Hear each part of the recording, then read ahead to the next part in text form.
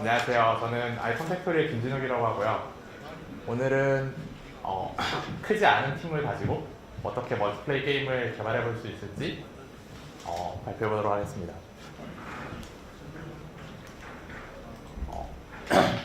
사실 근 한 1년 반 사이 동안 되게 급격하게 게임 시장 자체가 특히 모바일이 멀티플레이 위주로 재편이 되고 있는데요.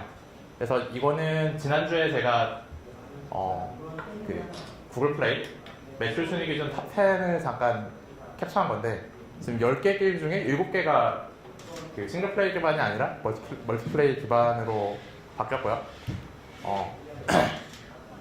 그래서 이렇게 멀티플레이어 게임을 개발을 해야 되는데 사실 멀티플레이어 게임이 되면 사실 인원이 되게 많이 필요한데 어떻게 하면 내부의 핵심 역량이랑 외부에서 이렇게 가져다 쓸 수 있는 걸 구분할 수 있을지를 생각해보는 게 이번 발표의 주 내용이고요.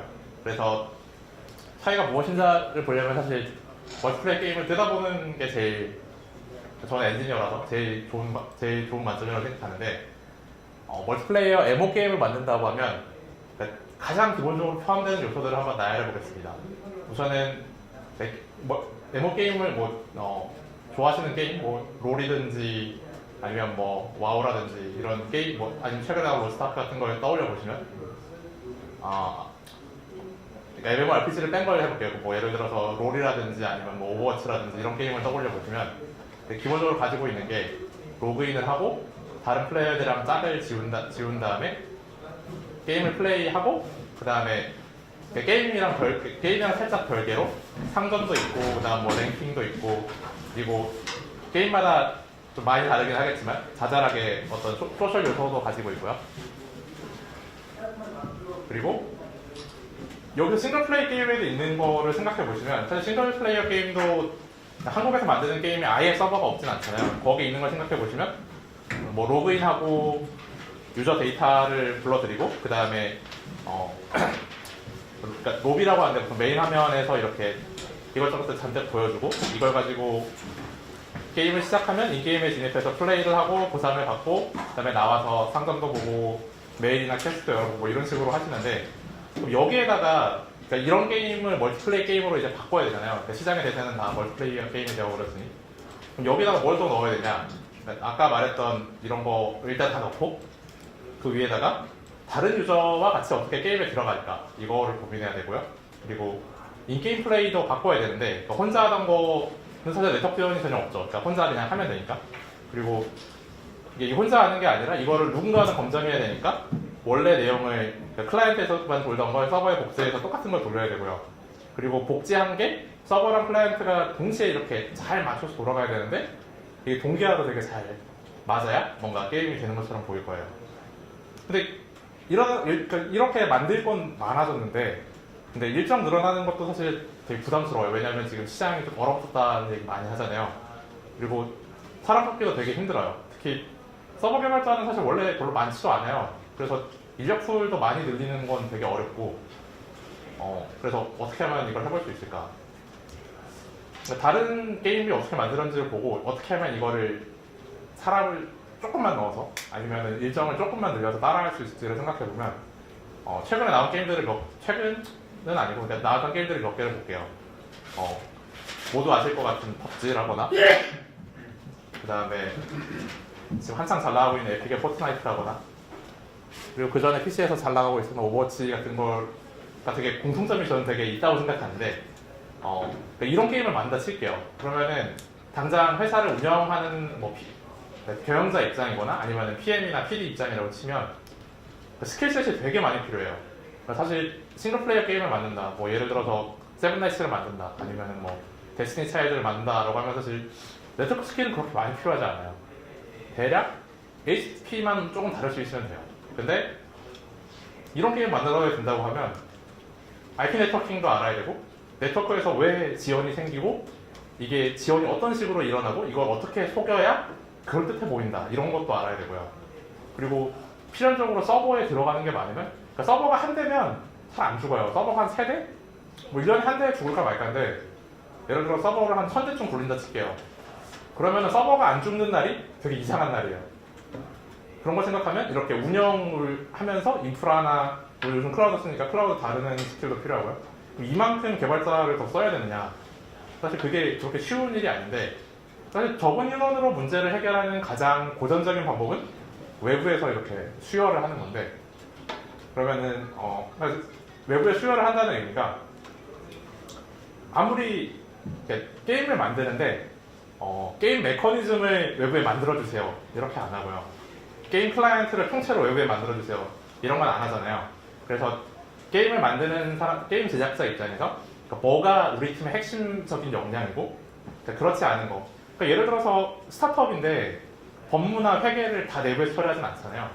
그러면 이거를 그냥 회사 내 스튜디오 내 팀 하나라고 쳐도 사실 팀 하나에서 모든 걸 다 하려고 하진 않거든요. 뭐 회계를 뭐 한국에 독립재산을 하는 회사는 사실 없으니까 그러니까 그런 것도 안 하는데 그러니까 그런 식으로 생각을 해보면 그러니까 사실 개발사가 모든 작업을 다 한다?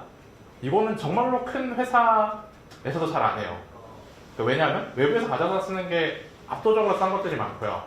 그리고 이거 좀 못한다고 해서 뭐 돈을 조금 더 쓸 수는 있는데 우리 영업이익에 상관없다. 그럼 신경 안 쓰겠죠. 그래서 사실 지금 엄청나게 자연스럽게 사람들이 아웃소싱하는 게 있는데 그러니까 게임 클라이언트 엔진을 직접 개발하는 회사가 몇이나 되죠? 그러니까 그 트리플 A급 게임이라고 하면 한 반 정도는 할 수도 있을 것 같아요. 근데 온라인 게임에서 게임 클라이언트 엔진 직접 만든다고 한 거를 제가 들어본 기억이 너무 오래됐는데 뭐가 있지? 그러니까 데스티니 차일드를 그냥 엔진 없이 만들었다고 하셔서 되게 재밌어 했는데 그래서 이렇게 괴로워하는 것도 좀 봤는데 그러니까 비슷하게 엔시던트가 리니지 M을 이렇게 포팅을 했잖아요. 근데 이게 완전히 한 게 아니라 그러니까 사실 저는 그 팀이 아니니까 모르겠는데 체험 공고만 보면은 호커스 2D 할 수 있는 사람을 찾더라고요. 그거 보면은 완전히 원래 인하스에서 만들었던 걸 하는 것 같지는 않고 그러니까 그렇게 그러니까 게임 클라이언트 엔진은 이제 아무도 우리가 만들어라고 안 해요. 그러니까 엔시던트나 넷마블 같이 사람이 몇천 명 단위로 있는데도 안 만들어요. 그러니까 비슷하게 서비스 하시는데 직접 데이터 센터 굴리는 경우가 있나요? 그러니까 예를 들어서 넥슨이 그 분당 야타 쪽에 있는 데이터 센터의 한 층을 다 쓰는데 한 층 다 쓰고 아래층도 좀 쓰는데 그래도 넥슨이 한 달에 몇 억 이런 수준으로 클라우드를 안 쓰거든요. 그러니까 수십억 쓰게 되는데 그거 생각해보면은 그리고 또 그 뭐 게이밍원 AWS 이런 세미나 가보면은 주요 고객사 이름은 항상 게임 회사들 이름이 잔뜩 나와 있는데 그러니까 서비스 인프라스트럭처나 이제 아무도 직접 하려고 안 해요. 그러니까 이렇게 서버 세팅하고 띄우고 이런 거를 안 하거든요. 그러니까 저희 대표님은 제가 지금 있는 회사의 대표님은 넥슨에 되게 오래 있었는데 그 넥슨 초창기 때 있던 분인데 그러니까 그때는 이렇게 회사 지하에다가 서버를 사다가 OS를 깔고 세팅을 다 한 다음에 넣고 그런 걸 했다고 해요. CD롬 떼다가 OS 깔고 막 이런 얘기를 하는데 지금 아무도 그런 거 안 해요. 그러니까 사람들이 생각하기에 이제 더 이상 핵심이 아니면 다 아웃소싱 하는 거예요.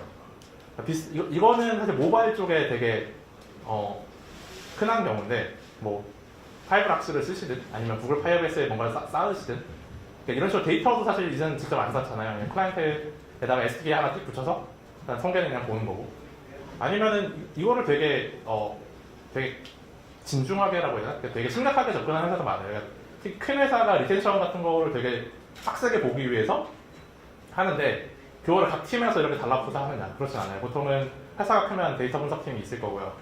그 데이터 분석팀이 있다고 해서 데이터 분석을 위한 거를 다 직접 만들어서 하진 않아요. 그냥 저희는 회사가 작으니까 그냥 구글 어나리틱스 같은 거 이렇게 나가 최대한 오프로딩해서 하고요. 그게 아니더라도 그러니까 구글에서 만든 비퀄이나 아니면은 맵리듀스를 AWS 엘라스틱 MI 같은 데 돌려가지고 하고요. 그래서 진짜 개발 안 하죠. 그리고 죄송한데 슬라이드를 좀 앞으로 가서 아까 지금 게임을 제가 3개를 꺼냈는데 이 3개 게임에서 제가 생각하기에 그러니까 아웃소싱적인 관점에서 제일 중요하다고 생각하는 게 얘네는 다 데디케이티드 서버를 쓰고요. 그 다음에 매치메이킹 기반이에요. 그러니까 이게 제가 생각하기에 굉장히 팀을 줄일 수 있는 열쇠인데 우선 데디케이티드 서버는 사실 요즘은 되게 핫하다고 하기는 좀 그렇게 하는데 뭐 사실 되게 광범위하게 쓰이고 있어요. 왜냐하면 펍지나 포트나이트 같은 게 이런 기술을 쓰니까. 그리고 저희 회사는 이렇게 게임 서버 엔진을 파는 회사인데 최근 고객사 중에는 이렇게 데디케이티드 서버 쓰는 데가 되게 많아요. 직접 쓰던가 아니면 이거를 뭔가 유틸리티적인 용도로 쓰거나 근데 데디케이티드 서버는 이거는 되게 오래된 기술인데 사실 옛날 기술은 다시 돌아와요. 그러니까, 70년대를 생각하면은 저희가 덤 터미널이라고 하는데 터미널이 정말 텔레 타입 서버에다가 이렇게 타자 입력만 해주는 그런 시계가 있었고 그 다음에 스마트 클라이언트라고 해서 PC에서 다 할 수 있었잖아요. 그러니까 게임 로직도 처음에는 서버에 쌓았다가 클라우드로 가져왔다가 그리고 근데 이제 또 개발하는 관점에서 보면은 원래는 클라이언트 다 할 수 있잖아 했는데 지금 다 서버로 보내서 하죠. 다 클라우드에서 하죠. 분산 서버 환경에서 하죠. 근데 이렇게 다 흐르는데 그래서 데디케이트 서버는 굉장히 오래된 기술이에요. 얼마나 오래된 기술이냐면 제가 아는 데디케이트 서버가 제일 먼저 적용된 게임 중에 하나가 둠입니다. 며칠 전에 25년이 됐어요. 그러니까 25주년이 됐어요. 그러니까 엄청나게 오래된 게임인데 그러니까 둠에서 왜 했는지를 생각해보면 저는 이게 그러니까 둠은 사실 개발자가 두 명이잖아요. 기획을 맡았던 존 로메로랑 개발을 맡았던 존 카멜 두 명이 만들었는데 그러니까 이게 이런 게임에서 왜 썼는지를 제가 역산해보면 그러니까 둠 같은 게임을 보면은 클라이언트 하나가 주로 판정을 담당해요. 그러니까 둠은 사실 그러니까 스타크래프트처럼 이렇게 락스텝이라고 해서 이렇게 타임프레임마다 다 동기화를 맞추는 좀 딱딱한 방식을 쓰긴 했는데 어쨌든 클라이언트 하나에서 다 판정을 할 수 있는 것처럼 보여요. 그러니까 이런 거를 슈퍼퓨어라고 부르는데 그래서 이렇게 만들면은 되게 쉬워요. 왜냐면 하나가 판정을 다 하기 때문에. 근데 이렇게 만들면은 사실 처리가 좀 복잡한 게 이렇게 판정을 다 하던 애가 이렇게 여러 명이 하는데 잘려 나갔다. 근데 모바일 네트워크에서 끊기는 거는 너무 큰일 있는 일이잖아요. 그러니까 이거를 대응 안 할 수는 없는데 그래서 슈퍼퓨어를 쓰기는 좀 그렇고 그리고 이때 기반 기술은 P2P 통신이었는데 P2P 통신은 모바일에서는 되게 안 좋아요. 왜냐하면 모바일 그러니까 예를 들어서 저희는 지금 한국에서는 사실 통신사가 3개인데 3개의 망이 각각 안에 대해서는 이렇게 공유 네트워크 안에 있는 것 같고 외부에서 보면 거대한 공유기처럼 보이거든요. 근데 사실 이게 그 네트워크 어드미니스트레이션 넷이라고 나팅이라고 부르는 그런 기술을 쓰는데 이거는 뭐 캐리어 그레이드 네팅이라고 부르긴 하는데 어쨌든 비슷해요. 그래서 통신사 간 연결은 된다는 보장이 없어요. 그래서 P2P를 못 쓰니까 이런 이유들이 있어서 사실 어떻게 하냐면 판정만 처리하는 그러니까 이거는 사실 되게 옛날 얘기인데 그 밑에 적어놓은 게임들이 뭐 퀘이크 3도 아니고 퀘이크, 카운터 스트라이크, 리턴 투 캐슬 볼펜슈테인 엄청나게 옛날 게임이잖아요. 그러니까 이거 하던 시절에 사람들이 이렇게 데디케이트 클라이언트 하나가 판정하는 거 하니까 얘가 끊기면은 게임이 끊기니까 짜증이 나는 거예요. 그래서 클라이언트를 좀 환경이 좋은 데이터 센터에다 이렇게 서버를 인도해서 띄운다. 그러니까 그렇게 전용으로 띄우는 서버고 서버라서 데디케이트 서버라고 부르기 시작했고요. 그리고 사실 이런 정도로 띄우는 클라이언트는 렌더링을 안 해서 헤드리스 클라이언트라도 불렀어요. 이게 사실 클라이언트 엔진마다 용어가 조금씩 다른데 일단 제가 이걸로 용어를 통일하고 말씀을 드리면 그럼 이게 왜 좋냐?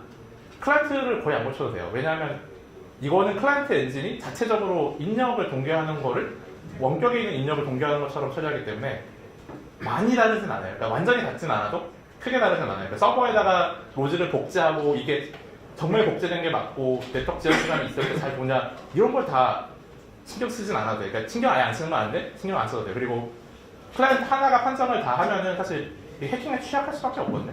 막말로 그러니까 와이파이 잠깐 끄고 이렇게 다른 애 머리에다가 총 쏜 다음에 다 연결하면은 판정돼가지고 이긴 것처럼 될 텐데 그러니까 그런 거 없이 되고요. 그리고 제일 중요한 게 사실 서버에다가 로직을 복제하지 않아도 되기 때문에 그러니까 서버에다가 로직을 짤 프로그래머 수는 줄일 수 있어요. 그러니까 완전히 없앨 수 있는지는 사실 컨텐츠에 따라 다르겠지만 엄청나게 줄일 수 있어요. 그리고 개발에 새로운 장르가 그러니까 새로운 파트가 추가되질 않아요. 그러니까 데디케이티드 서버 개발을 한다는 거는 거의 클라이언트 개발이랑 같거든요. 그러니까 서버에서 로딩 시간을 단축하는 거랑 클라이언트 초기에 클라이언트 시작할 때 로딩 시간 단축하는 거랑 거의 같아요. 최적화의 방법이. 그리고 메모리 수속하는 것도 클라이언트에서 객체수 줄이고 텍스처 용량 줄이고 이런 걸 하잖아요. 똑같아요. 그러니까 시뮬레이션 변경, 시뮬레이션 주기가 너무 길어서 이렇게 빈틈이 생긴다. 그러면 사실 클라이언트 틱을 올려야 되는데 데디케이트 서버에서 틱 올리는 거랑 대응하는 건 똑같아요. 그러니까 이런 식으로 클라이언트 팀의 핵심 역량이 좋은 클라이언트를 만드는 거라면 좋은 데디케이트 서버도 만들 수 있어요. 근데 사실 이게 전부는 아닌 게 별로 항상 다 좋은 건 아니에요. 왜냐하면 제일 큰 문제가 실제 서비스 가는 회사들의 고충을 들어보면 메모리를 너무 많이 써요. 그래서 메모리를 많이 쓰다가 정말 많이 쓰기 때문에 왜냐하면은 이거는 클라이언트잖아요 사실상. 근데 클라이언트가 게임 클라이언트 요즘 메모리 2기가 쓰는 거 일도 아니잖아요. 근데 그러면 2기가짜리 클라이언트를 게임 서버 8개 띄우려면 메모리가 아무리 적어도 16GB인데 이거를 못해요. 그러면은 뭐 클라이언트 하나당 예를 들어 뭐 4대4 플레이라고 할게요. 그럼 그런 거 8개 띄우면은 게임 서버 하나에 63명밖에 못 받는데 서버 비용은 MMORPG에서 한 3,000명 받는 서버 요금이 나가는 거죠. 그래서 일단은 그 문제가 일단 제일 크고, 그래서 그리고 이렇게 서버 한 대당 100명 받기가 힘드니까, 그러니까 원래 MMORPG 같은 건 사실 서버를 이렇게 대래가 주문해서 일주일 후에 오면, 일주일은 좀 짧은데 뭐 2주에 오면 이렇게 설치하고 이렇게 하는 장기 계획이, 그러니까 중단기 계획이 가능하거든요. 근데 얘는 낮 시간에는 사람이 별로 없고 이렇게 출퇴근 시간이랑 저녁 시간에 사람이 왕창 많을 텐데, 그러니까 그때 서버 수를 늘리고 줄이는 확장 전략이 필요하고요. 그래서 보통은 아마존이나 아니면 GCP 같은 클라우드 서비스를 써서 그 서버를 늘리고 줄이고 이런 거를 하실 수밖에 없고, 이게 그런 거를 하기 위해서 그러니까 약간은 인프라 쪽에 사람이 조금은 필요한 거죠. 그러니까 서버 프로그래머가 단체로 필요하진 않아도 이걸 할 수 있는 사람이 필요는 하고, 그리고 그러니까 이거는 클라이언트 엔진을 써서 한 개인데, 그러니까 사실 로직을 복제했다고 하면은 만든 사람이 본인이니까 그냥 제가 고치면 돼요. 근데 클라이언트 로직을 고치는 건, 그러니까 클라이언트 엔진을 고치는 건 또 다른 종류의 문제거든요. 그러니까 일단 라인 수가 정말 다르고, 그래서 지금 이거는 지금 링크 달린 거라 그러는데 나중에 발표 자료 저희 올릴 거니까 보시면 그러니까 이건 에픽 블로그에 있는 내용인데, 근데 에픽에서 포트나이트를 만들었잖아요. 근데 원래는 이게 배틀로얄 같은 게임을 만들 정도는 아니었어요. 그러니까 그렇게까지 많은 유저를 생각한 건 아니고 16명 이하? 이 정도로 생각하는데, 그래서 자기들 겪었던 문제들을 이렇게 쭉 내는데 그 중에 일단 제가 대표적인 거를 2개를 뽑았는데, 초기 선수가 일반적인 보다 훨씬 많아요. 그러면은 얘네가 이것 때문에 뭐 OS에서 네트워크 버퍼 크기 바꾸고 보내는 간격 바꾸고 그 다음에 이렇게 프루닝 하는 방식 바꾸고 이런 거 얘기를 하고요. 그 다음에 이거는 퍼프도 똑같은데 처음에 이렇게 강화를 할 때는 다 보이잖아요. 근데 이거를 렌더링을 못하고, 그리고 일반적인 게임보다 조금 공간이 좀 이렇게 듬성듬성해요. 배틀로얄 쪽이 상대적으로. 그러니까 FPS 뭐 4대3면은 공간이 되게 좁이라거든요. 근데 이건 훨씬 이렇게 듬성듬성하니까 이런 거 렌더링하는 게 어려우니까 얘네가 그러면 우리가 전체를 넣은 그 로우 폴리곤 메쉬를 만들고 이 가지고 렌더링을 했어. 이런 식으로 엔진을 붙여서 최적화하는 문제가 생겨요. 근데 이거는 정말 잘 됐으니까 뭐 그때는 그 돈으로 하시면 저는 된다고 생각하고, 그리고 네, 이거는 되게 어느 회사라고 말은 못하지만 좀 안타까운 케이스를 봤는데, MMORPG를 데디케이트 서버로 이렇게 만들겠다고 해서 하셨는데, 아까 펍지에서도 겪은 문제처럼 MMORPG는 사실 마을에 가면 100명은 되게 우습죠. 막 200명, 300명 굴러다니는 경우도 많은데, 그럼 배틀로얄 초기 인원수보다 많잖아요. 그래서 MMO에 쓰기에는 좀 많이 애매해요. 그러니까 이거는 아까 메모리 문제랑 똑같은데, 게임 서버, 그러니까 MMORPG 게임 서버를 만든다고 하면 그러니까 동접 수를 계산할 때, 그 동접이 예를 들어 4,000명이고 내가 8코어면은 유저마다 1초에 0.5초의 CPU 시간을 줄 수 있고, 그 다음에 서버 메모리가 16기가고 4,000명이면 얼마죠? 그러면은 유저당 3회간가? 40메가인가? 그러니까 그러면은 쓸 수 있는 메모리가 완전히 계산이 돼요. 그러면 그 버즈단에서 프로그래밍을 무조건 해야 되거든요. 근데 클라이언트는 완전 다르잖아요. 클라이언트는 미리 읽고 그 다음 메모리 접근하는 순서 최적화하고 이런 식으로 렌더링 시간 줄이고 입력렉을 어떻게 하면 줄여서 보여줄까 이런 거를 생각하니까 최적화 관점이 너무 달라요. 그래서 MMO를 만든다고 하시면 아직은 전통적인 방법을 쓰셔야 될 것 같아요. 그러니까 그리고 매치메이킹이 사실 많은 걸 줄여주는데, 예전에 카트라이더나 이런 옛날 게임을 하셨다면 이렇게 방에 들어가고 그 다음에 비슷한 방에서 방장하고 뭐 이런 비즈니스를 되게 많아요. 만들어 보시면. 그리고 그렇게 방을 관리한다는 것 자체가 사실 서버 그때는 뭐 펜티엄 2 450MHz 쓰고 그랬으니까 서버 한 대로 안 돼서 이걸 쪼개서 하는 게 되게 복잡했거든요. 근데 매치메이킹은 이런 문제를 그냥 이렇게 다 숨기죠. 그러니까 매칭만 잘 되면 사람들이 아무 불만이 없죠. 뭐 잘 안 되면은 뭐 문제긴 한데. 그래서 사실 매치메이킹은 되게 간단한데, 그러니까 설명하면 간단한데 그 비슷한 수준 다른 플레이어만 찾아주면 돼요. 그리고 매치메이킹은 사실 플랫폼별로 제공되는 경우도 되게 많거든요. 그래서 하거나, 그리고 직접 만드는 것도 게임이 어마어마하게 커지지 않으면 가능하실 거예요. 플랫폼 홀더가 제공하는 것들이 있는데, 구글 오픈 매치라는 거는 서비스 형태는 아니고 구글에서 그 서비스 쪽에서 유행하고 있는 쿠버네츠라는 기술을 써서 이렇게 늘리고 줄이고 하는 게 가능한 그런 매치메이킹 그 프레임워크 같은 걸 제공을 하고요.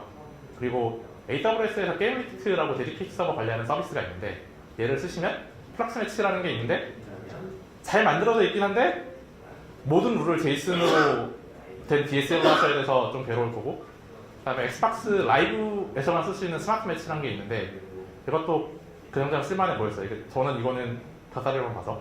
그리고 스팀에 매치메이킹이 있는데 이건 매치메이킹이 아니라 그냥 넘어갈게요. 사실 직접 만드는 것도 어렵진 않은 게 필요한 유저 수가 될 때까지 기다린 다음에 그냥 맞춰주면 돼요. 그리고 그러니까 비슷한 유저다라는 건 뭐 이에로 레이팅이나 아니면은 아까 MS에서는 뭐 트루스킬이라는 걸 쓰는데 그러니까 그런 걸 써서 비슷한 것끼리 하고, 아니면은 이건 게임 리스트에서 자기네 강점이라고 말하는 건데 지역별로 지연 시간 가까운 리전을 찾아서 거기다 똑치고 뭐 이런 걸 하기도 해요. 근데 이게 유저 수가 적으면 매칭이 어려워요. 그래서 어떻게든 최적화를 해서 한 매칭 큐에서 많이 다뤄야 되고요. 그리고 유저 수가 많으면 적절한 유저를 찾는 게 존나 어려워요. 그러니까 그 프로그래밍, 그러니까 알고리즘이나 이런 데서 NP 컴플릿 문제라고 하잖아요. 얘는 NP 컴플릿은 사실 잘하면 풀릴 수도 있다거든요. 아마 아니겠지만. 근데 이게 지금 중학교 조합에 나오는 용어를 썼는데 NCK 이렇게 하면 사실 이거는 인젝터블이라고 하거든요. NP보다 더 어려운 문제. 그러니까 무조건 사이즈가 너무 커져서 못 푸는 문제. 그리고 직접 만들어 보시면 유저가 중간에 들어왔다 나왔다 처리하는 게 좀 까다로워요. 그래서 제가 아주 간단한 거를 예전에 한번 만들어봤는데 데디케이트 서버를 쓰는 게임을 어떻게 했냐면 이거 약간의 광고가 들어가 있어요. 그러니까 아마존이랑 유니티 3D랑 그다음에 제가 있는 회사에서 만드는 엔진을 써서 했는데, 그러니까 유니티도, 그러니까 사실 데디케이트 서버라고 보통 언리얼 생각하시는데 유니티도 지원을 해요. 지원을 하고 아마 내일도 세션 있는 것 같은데, 그리고 저희 회사에서 만든 거 써서 뭐 서버 관리하고 매치메이킹하고 이런 걸 할 거고, 그다음에 서버가 늘어나야 되는 상황에 대해서는 AWS를 가지고 늘릴 거예요. 그래서 퐁은 정말 오래된 게임인데 이건 60년대 후반 게임인데, 그러니까 이렇게 두 개 오는 블럭을 이렇게 맞춰서 다시 반대편으로 보내는 1대1 대전 게임이고요. 그리고 유니티 3D에서도 지원을 해요. 그리고 저는 이게 되게 큰 장점인 것 같은데 언리얼 엔진으로 데디케이트 서버 빌드하면 정말 세워라 내와라거든요. 특히 리눅스에서 빌드하려면 소스 다 받아서 다 빌드하고 하는데 빌드 준비하는데 2시간 걸려요 보통. 그래서 되게 오래 걸려서 되게 짜증나는데 유니티는 그냥 맥이든 윈도우든 그냥 빌드하시면 돼요. 되게 빨리 돼서 좋긴 해요. 그리고 그냥 광고인데 그러니까 이것저것 하는 기능하는 서버가 있는데 이거를 써서 할 거고, 그 다음에 제가 간단하게 그러니까 이게 내용인데 그러니까 유저 이에로 레이팅을 저장했다가 로그인하면 불러서 비슷한 유저를 찾아서 매칭을 하고요. 그리고 매칭을 완료하면 그러니까 그 게임 서버랑 별도의 AWS 다른 VM에서 이렇게 데디케이트 서버를 뿅 하고 띄워주고 거기에다 붙어라 그래서 붙고, 그 다음에 끝나면 게임 서버 결과를 해서 할 거예요. 이거 사실 동영상으로 만드는데 동영상이 너무 안 보여서 그냥 직접 보여드릴게요.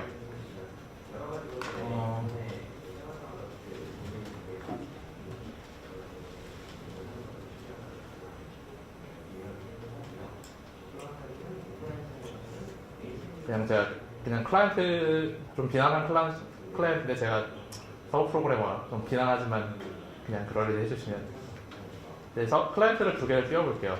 2개가 뜨면 지금 매치메이킹 기다리는 거예요. 제가 그거를 어떻게 못해서. 그러니까 되면은 그냥 사실 원래 이것도 레디는 자동으로 해야 되는데 레디를 하면 그냥 이런 식으로 에디터가 너무 느리네요. 네, 그러니까 이런 식으로 튕기고 하는 걸 돌아가는 건데, 이거를 제가 게임 서버를 따로 만든 게 아니라 그냥 이 클라이언트를 그냥 리눅스 서버에서 띄우는 거예요. 그러니까 그런 식으로 동작을 하고요. 이렇게 동작을 하면 뒤에서는 이거 왜 하는 거야? 그러니까 이런 식으로 지금 돌아가는데 지금 이게 게임 결과를 받은 거예요. 그러니까 지금 이쪽은 지금 저희가 흔히 로비라고 부르는 게임 서버고요. 오른쪽은 데디케이트 서버를 이렇게 띄웠다 죽였다 하는 로그인데, 그러니까 이런 식으로 데디케이트 서버를 어떻게 띄웠지? 중간에 보시면 스폰 뭐 이런 게 있는데, 그러면 프로세스가 새로 뜨고 여기에 아까 제가 만든 클라이언트 2개가 붙고 그 서버를 통해서 유리티 통신을 하면서 게임을 진행하고 다 끝나고 나면 이긴 애랑 진 애랑 이렇게 알려주면 이긴 애는 이렇게 이에로 레이팅 올려주고요. 진 애는 이에로 레이팅 깎고요. 그러니까 이런 식으로 처리를 하면, 사실 이 서버를 지금 나중에 저희 코드 올려드릴 건데 지금 클라는 올라왔고 서버는 제가 돌아가는 대로 원래 예정인데 서버는 다 해서 코드가 몇 줄 안 나와요. 그러니까 지금 한 300줄 되나? 그러니까 그 정도밖에 안 되는데 이게 C++인 거 감안하시면 엄청 짧을 거예요. 그러니까 매치메이킹 해서 예로 레이팅 계산하고 대전한 다음에 결과 처리.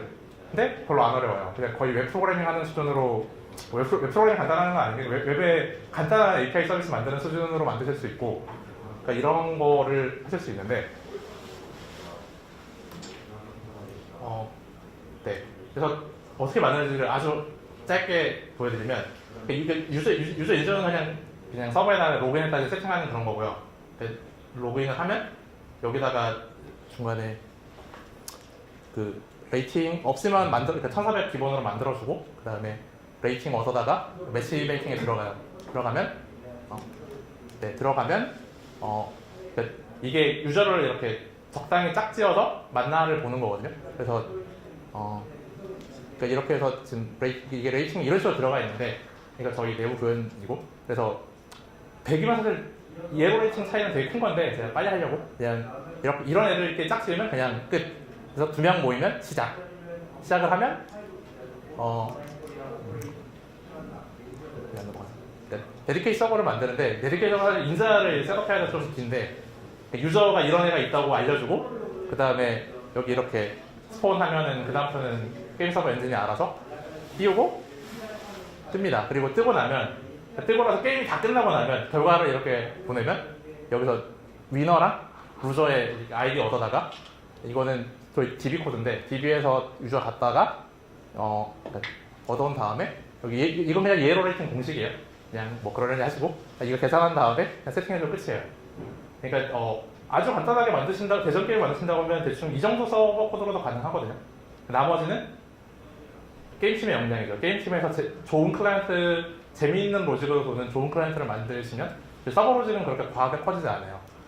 근데 이거는 인프라 하는 분이 필요할 수도 있는데 그러니까 저는 엔진 만드는 회사니까 저희 회사에서 하는 방식을 쓰면 그러니까 저희는 그냥 이렇게 게임 서버가 있으면 게임 서버 여러 개를 다 분산으로 돌릴 수 있게 만들고요. 그러니까 그런 게 필요하실 거예요. 만약 만든다고 하면 그러니까 그 유저의 로그인을 하고 뭐 샵을 만들고 뭐 길드를 만들고 이런 걸 처리하기 위한 서버들이 오른쪽에 있고 그 다음에 이게 실제로 게임을 시작을 하면 이거를 수많은 VM들 위에 이렇게 개별 데디케이트 서버를 띄우셔서 처리를 해야 될 거예요. 근데 사실 이건 1단계고 게임이 잘 되면은 2단계로 가실 수밖에 없어요. 이건 사실 제가 만드는 거에서 지원을 하는 기능인데 그러니까 리전을 여러 개를 쓸 수밖에 없거든요. 왜냐면 액션성이 강하면 강할수록 같은 데서 띄워야 돼요. 그러면 그러니까 예를 들어 지금 글자 좀 작게 나는데 예를 들어 이스트에 띄우고 웨스트에 띄우고 그 다음 뭐 서울이나 도쿄에 띄우고 싱가포르에 띄우고 이런 식으로 관리를 하는데 그러면 또 이제 AWS의 리전 하나를 넘어서면 그 다음부터는 또 통신이 복잡해지거든요. 그걸 위해서 저희가 이렇게 RESTful API랑 ACL이랑 이런 걸로 다 엮는 구조에 대해서는 만들어놨는데 뭐 저희 거를 참고해서 만드시든 아니면 저희 걸 쓰시든 그런 식으로 확산하시는 거는 가능해요. 거의 같은 방식으로 확산이 가능하기 때문에 그래서 마무리를 하자면 그러니까 저는 잘할 수 있는 거를 하는 게 중요하다고 생각해요. 그래서 게임 개발이 어려운 일이 너무 많이 필요해요. 이것저것. 그리고 작은 팀으로 좋은 게임을 만드는 게 큰 팀으로 모든 문제를 다 푸는 것보다 쉬울 수 있어요. 왜냐하면 사람 관리가 정말 어렵고 사람 관리보다 더 어려운 건 저는 사람 뽑는 일인 것 같거든요. 그래서 그 인원을 모으고 만드는 게 너무 어렵기 때문에 핵심에 집중해서 게임을 빨리 만드는 게 좋은 것 같고 그래서 어떻게든 핵심이 아니라고 생각하시면 외부에서 잘 가져가시면 더 빨리 런치할 수 있지 않을까. 그러니까 사실 오버워치 같은 것도 보면은 사실 MMORPG 만들다가 남은 부분을 이렇게 빨리 필요한 것만 합쳐서 런치를 한 거잖아요. 그래서 저는 그러니까 좋은 작은 팀을 가지고 게임을 빨리 런치하는 게 더 많은 사람들의 이렇게 리치를 잘 파고들 수 있지 않을까 그렇게 생각합니다. 네. 여기까지 발표했습니다.